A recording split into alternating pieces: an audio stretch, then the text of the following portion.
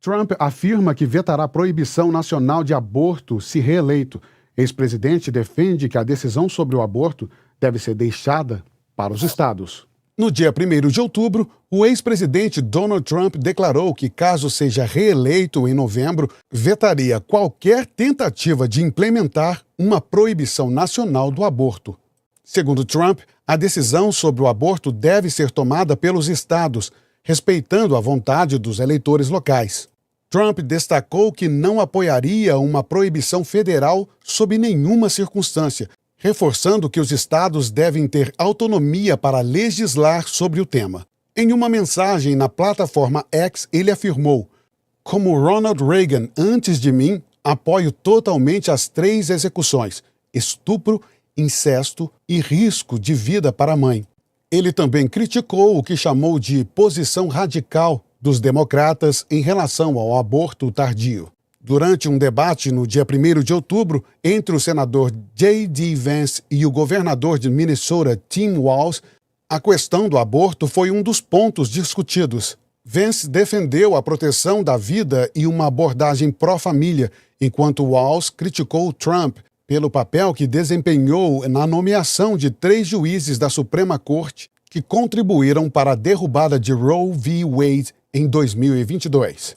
Trump reafirmou sua posição de que o assunto já foi devolvido aos estados, tornando desnecessária uma proibição federal. Kamala Harris, por outro lado, defende um aborto como um direito fundamental e apoia a restauração das proteções garantidas por Roe v. Wade. Desde a decisão da Suprema Corte no caso de Dobbs v. Jackson, vários estados têm adotado leis restritivas ou permissivas em relação ao aborto, refletindo a polarização do tema nos Estados Unidos. Bom, enquanto nos Estados Unidos as pautas sobre o aborto são pautas que o Donald Trump está defendendo que os estados decidam, porque aqui nos Estados Unidos os estados são independentes, são totalmente independentes, tomam suas próprias decisões e eu acho que seja justo dessa forma, porque cada sociedade pensa de uma forma diferente, o que no Brasil é diferente que o fato que o Planalto Central toma todas as decisões para o país todo. Nos Estados Unidos, Donald Trump não quer tomar essa decisão nacional. Acha que cada estado tem que tomar sua própria decisão. O que você avalia dessa forma? Olha, a pauta aí que o Trump defende que o estado possa legislar sobre o assunto, como você já me esclareceu, os estados aí têm sua legislação própria em alguns temas, né? E é importante que cada estado defenda o que acredita por meio de seus governantes e o povo, nas eleições, decida se aquele governante agiu da forma correta ou errada, dando voto, reconduzindo ao poder novamente em eleição ou tirando. O importante é que esperamos que esses estados americanos defendam a vida, né? A pauta de aborto hoje tomou conta no mundo todo. Aqui no Brasil nós temos o governo que defende o aborto, o STF já colocou esse entendimento também, até um certo período da gestação. Nós já temos a legislação brasileira, que aqui nossa legislação já tratava do tema, mas acharam necessário desrespeitar a nossa Constituição e criar exceções além da Constituição. A Constituição aqui já dizia que o aborto era permitido em caso de estupro ou em gravidez que coloque em risco a mãe da criança, né, a mãe do feto ali. Ou seja, mas aí cada país, cada estado tem sua matéria específica do qual legisla, do qual o judiciário tem opinião junto com cada estado no sentido de cumprir o que está ali em cada estado. E é importante que eles decidam. O Donald Trump ele só não pode deixar de defender, né? Que ele acredita que o aborto não é a melhor escolha. Eu espero que ele pense assim, continue defendendo assim, porque em matar quem não tem o direito de se defender por meio de uma suposta ideia que eu acho totalmente errada, que é o aborto, ninguém deveria ter esse poder de tirar uma vida, a não ser o próprio Deus que deu a vida, e não o ser humano que pode decidir quem vive ou quem morre ainda na barriga sem ter o direito de defesa. Nós sabemos que tem as exceções. Eu acredito que até as exceções deveria ter uma forma de opção de não matar um inocente. A avaliação dele é de que, por através de estupros, situação em que a mãe corre risco, e mais uma situação específica, o aborto seja aprovado.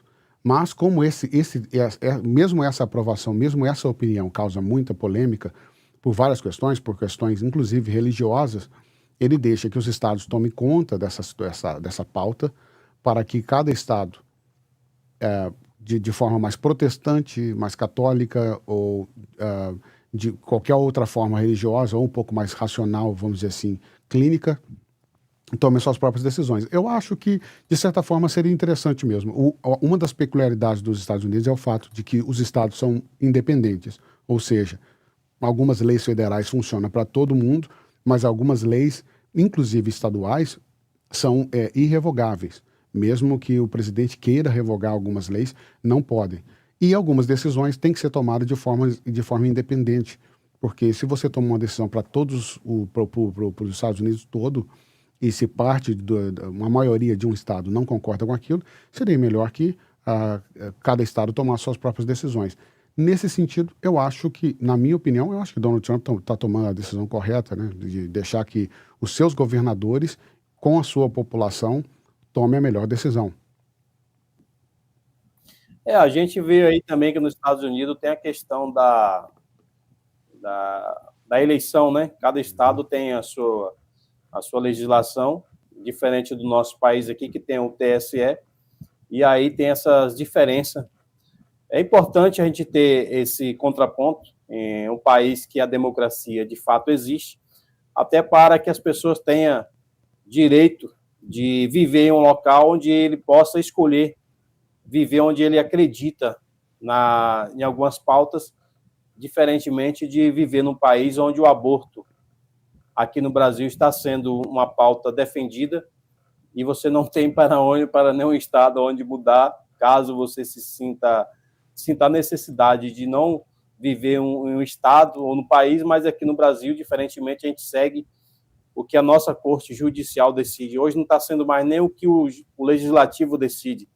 Não são as nossas leis que estão em vigor, são aquilo que está na cabeça da esquerda e na cabeça da Suprema Corte do país. Exatamente. Eu acho que uma das vantagens dos Estados Unidos é exatamente isso que você falou. Se você tem uma tendência um pouco mais conservadora e acha que a Califórnia não é um lugar perfeito para criar seus filhos e para ter uma vida considerável, você pode escolher outro estado para viver, em que aquele estado condiz um pouco mais sobre os comportamentos e opiniões com a maioria das opiniões que você pré-estabelece para a sua vida. Essa é uma vantagem. Diferente do Brasil, que culturalmente falando, se você cria-se, por exemplo, eu que sou de Minas Gerais, me criei em Minas, você cria um vínculo tão grande com o próprio estado e com os amigos ao redor desse estado que você não consegue sair dele, assim, ou sai, mas a maior parte dos brasileiros gosta de viver no ambiente em que ele nasceu. O americano tem a tendência de viver no ambiente em que ele cria, não onde ele se cria, né? Então, se ele não está satisfeito no lugar, ele vai e se muda para poder se sentir um pouco mais confortável. É simplesmente diferente de qualquer outro, né? Bom, vamos para a nossa próxima matéria. Rússia alerta risco de confronto entre potências nucleares. Vice-ministro destaca a semelhança com a crise dos mísseis de Cuba e adverte sobre perigos de escalada militar. Na última quinta-feira, a Rússia advertiu sobre o risco crescente de um confronto direto entre potências nucleares, comparando a situação atual com a crise de mísseis de Cuba em 1962. O vice-ministro das Relações Exteriores da Rússia, Sergei Ryabkov, afirmou que o perigo de um conflito militar entre nações nucleares não pode ser subestimado e que o mundo está entrando em um território político-militar desconhecido. Ryabkov fez esses comentários em meio à primeira visita do novo secretário-geral da OTAN, Mark Rutte, à Ucrânia. Ele também criticou a possibilidade de que a Ucrânia use mísseis de longo alcance contra alvos russos, alertando para as consequências catastróficas de um erro de cálculo no Ocidente. A gente questionou na semana passada essa possibilidade de ter uma escalada militar nuclear, em que faz com que o mundo todo se entre numa guerra nuclear, causando uma espécie de destruição mundial, né? Porque se não precisam de muitos países, se 3 dos países que têm armas nucleares acionar essas suas armas, pode causar uma destruição jamais vista no mundo antes. E você acha que essa possibilidade ainda existe ou é simplesmente uma falácia para causar medo na população e um acovardamento dos outros países? Eu acredito que a Rússia, ela vem há muito tempo, o governo russo, tomando algumas decisões, falando algumas coisas que, na verdade, é uma forma de intimidar o mundo. Tentando intimidar com seu poder de fogo, aí, com seu poder até de destruição do mundo todo, com questões dos armamentos russos. Mas eu acredito que ele não queira isso. Se ele colocar em prática todas as ameaças que ele tenha, ele vai ficar numa situação onde o próprio país vai ser prejudicado. Sabemos que tem os loucos que chega um momento de sua loucura que ele tira a própria vida, mas eu acredito que não será colocado em prática tão assim da forma como o Putin vem colocando por meio dos seus responsáveis aí do seu governo, os ministros. Eu acho que não é mais intimidação do que uma fala real do governo russo. Uma vez, algumas semanas atrás, o Vladimir Putin visitou Kim Jong-un na Coreia do Norte, né? E nem todo mundo sabia a natureza daquela conversa, a natureza daquele bate-papo, mas há pessoas que especulam o fato de que, por mais que a Rússia tenha territórios enormes, né, territorialmente é um país muito grande, em questão de população, nem todas as pessoas da população estão concordando em participar da guerra e muitos já morreram na guerra também. E com isso, a Rússia está usando alguns soldados norte-coreanos na sua guerra. Se essa for uma verdade, se isso for uma verdade, isso prova o blefe, como uma cartada de usar outros soldados de outros países, principalmente de países que concordam com suas legislações, com sua forma de governar. Se ele estiver mesmo usando os soldados norte-coreanos para poder entrar na guerra, isso é a prova nítida de que ele simplesmente está assim como no pôquer, está blefando para ganhar, né? O governo russo teve perda significativa nos últimos anos com essa guerra da Ucrânia, né? Tanto no seu arsenal quanto no seu grupo de soldados. Quando você traz essa informação de usando possíveis soldados da Coreia do Norte, mostra o quanto os ditadores pensam da mesma forma, né?